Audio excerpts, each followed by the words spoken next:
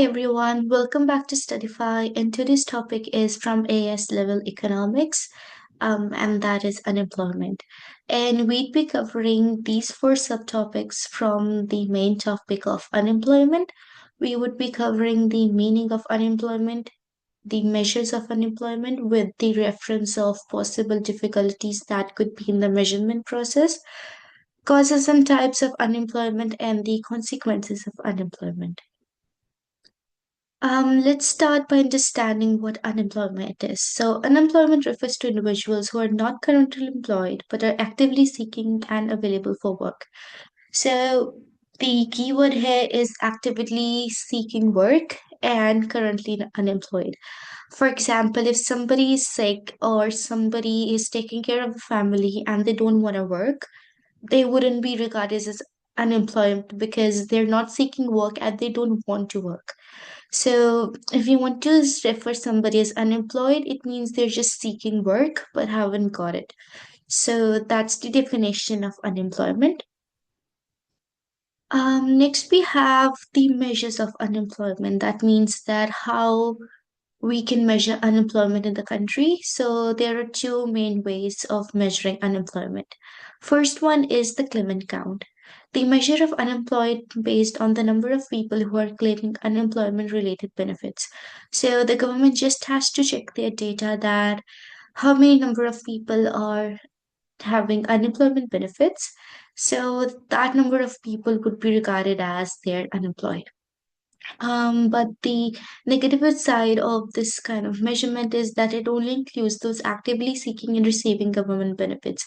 So the data which they're relying upon is only people who want to take the who are taking unemployment benefit. But for example, a university student who has just graduated from university and they're seeking job and they're not getting it, they can't be regarded as unemployed according to this data because they're not receiving any government benefits. So this is the flow of this type of measurement. Next, we have the labor force survey. So the labor force survey is a study that asks people about their work status to measure unemployment. So it's basically taking a survey which you would get, and if people mark there that they are unemployed, as in they're seeking work and they're not getting it, they would be regarded unemployed according to this type of measurement. But the negative side of this is that it takes a long time to complete, so the data may be outdated by the time it's ready. So if they are taking data state to state, maybe after 5 months, the person who marked that they're unemployed, maybe they get a job. So in that scenario, the data would be outdated because, of course, taking the survey, processing it would take time. So because of that reason, um, we can't completely rely on this type of measurement. So we'd start by covering the causes and types of unemployment. So according to Cambridge AS level, we have to just cover frictional, structural, cyclical, seasonal, and technological unemployment only. And first, we'd start by understanding what frictional unemployment is. The example for you to more understand the topic. Tip to remember because there are five types. So it's sometimes difficult to cram all the information. So I'll give you a tip to remember each type and a key characteristic for MCQs or your writing long answer questions. So let's start with frictional unemployment first. It happens when people are temporarily between jobs or just starting their job search. For example, a university recent graduate. So for example, there is an IT graduate and he just got graduated and he's looking for internships or a job like an entry level job. So that's frictional unemployment because they have just looking for their first job or somebody has just quit their current job. So that would be regarded as frictional unemployment. The tip to remember this type's definition or meaning would be think of friction as movement, people moving from one job to another. So just think that friction is movement. It means that something is moving from one place to another. It means there's a small gap between one thing to the second thing. So just remember it in that way. The key characteristic of this is it's short term and normal in a healthy economy. Like it's nothing alarming if some graduate has just graduated or somebody wants to just change jobs. It's just because of their choice, and it's nothing which is to worry about. So let's go to the next one. Next, we have structural unemployment. So it happens when people's skill no longer match the jobs available. So, for example, a factory worker loses their job because the factory closes and they don't have the skills for new types of jobs.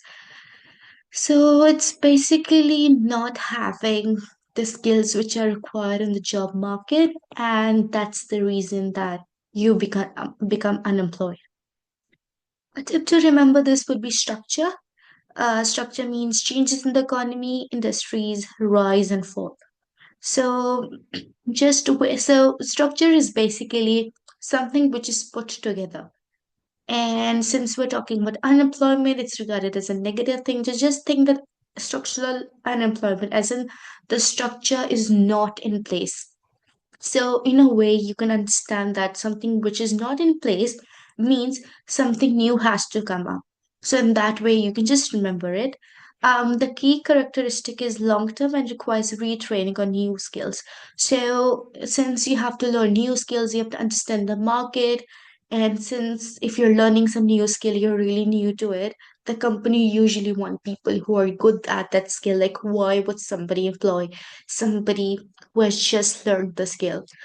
So, for that reason, this type of unemployment is a bit long term, and some extra effort is required in order to get or change the job. Next is cyclical unemployment. It happens during economic downturns when demand for goods and services drops. For example, a construction worker loses their job because fewer people are building homes during a recession. So it's basically like the economy is in a cycle. So when something is in cycle, it means that it's moving up and down. What's moving up and down? The economy is moving up and down. So you would have read this if you were on this chapter. You would have read earlier in the book that when they're during there's certain times when the demand is more or less. Like if you remember the chapter from the last Disaday part, you would remember that there's a point in the economy where the demand for a certain thing is more, and it only depends upon the situation of the economy. So you can just link that up if you are writing a longer answer in the exam. The key characteristic is it's tied to the health of the overall economy and disappears when the economy improves. So this type of unemployment is basically just based on the health of the economy. If the economy is improving, this unemployment goes away. If the economy is doing bad, this unemployment would be more. So it's completely based on the health of the economy.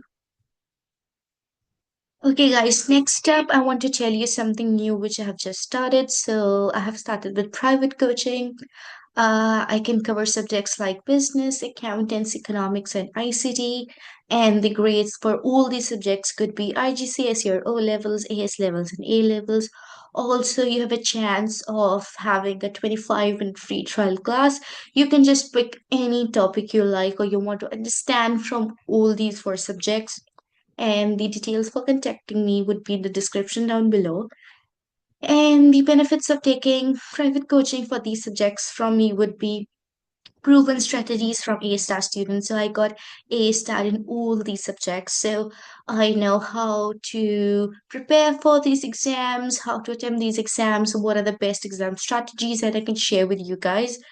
Also, you'd get to access to high achieving mark sheets and examiner commentary. So, in my high school, I did a lot of research when I was studying these subjects, and I grabbed on some student mark sheets, the students which have given exams in real time, and the examiner's commentary on it, like how they would have improved, what could have been better. If you take coaching from me, I would definitely share them with you. I will help you with your study plans. I am completely aware that next year, March 25 series is coming up. So if somebody hasn't started yet, or they think they're falling behind, I can completely help them make a study plan so that we reach till there together. We do some past papers and you literally ace the exams. Also, I would motivate you, help you with stress management, and also the classes are budget friendly. I do understand as students, we have a lot going on and we want something that's affordable and also helpful, and have completely kept that in mind. And the classes would be flexible. So, according to your schedule, I'm happy to accommodate that. I think we could go ahead with that. So, let's resume to studying again. Next, we have seasonal unemployment. So, it happens when jobs are available during certain times of the year. For example, a ski instructor is out of work during the summer, so nobody needs a ski instructor during the summer. So, it's the reason for unemployment is just the type of work is a bit seasonal.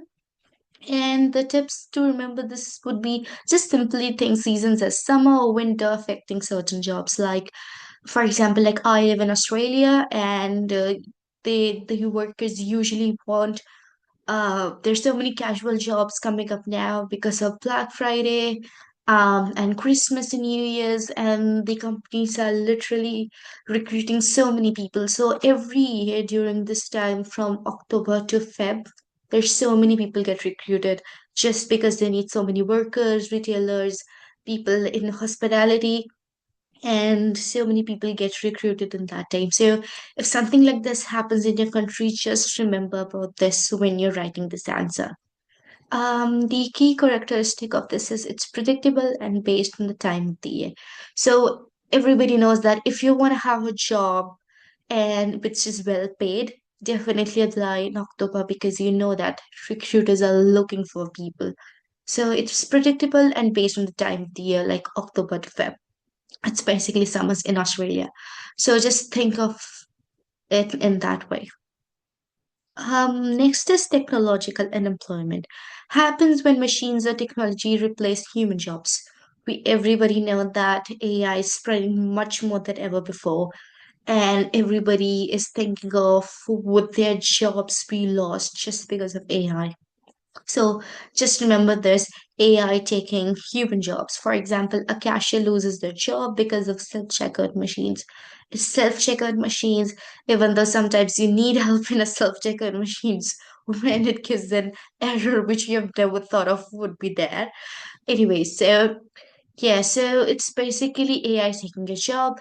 I have already told you the tip to remember. The key characteristic would be often leads to job losses in repetitive tasks. I'm so sorry for that.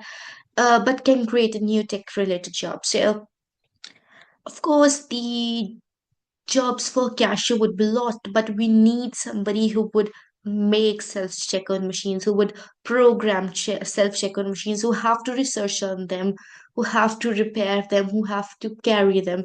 So of course, if we lose one type of job, we need another type of job. So it's basically in a way closing one type and opening the other type of job. So this was the last cause or type of unemployment. So here's a quick summary I've made up.